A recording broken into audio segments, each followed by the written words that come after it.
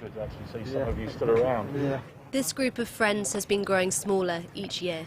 Survivors of the greatest scandal in NHS history, finally able to put on record what 72 of their classmates couldn't.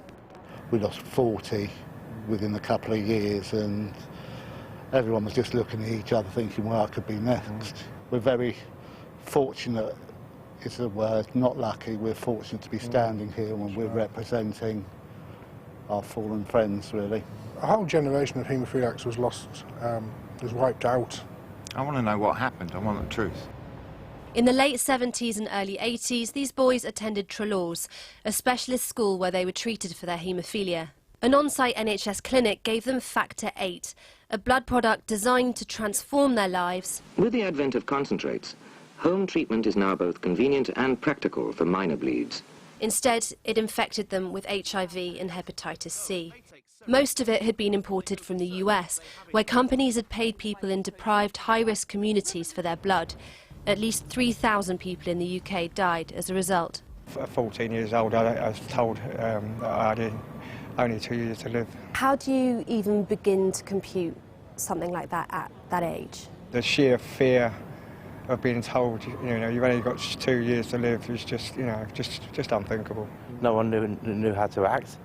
There was a lot of inappropriate anger, misbehaviour. We were going to die. What was the point in school? The former pupils are here today to try to get answers to questions that have been nearly 4 decades in the asking. When were the risks of Factor VIII known? When they were known, why weren't they shared?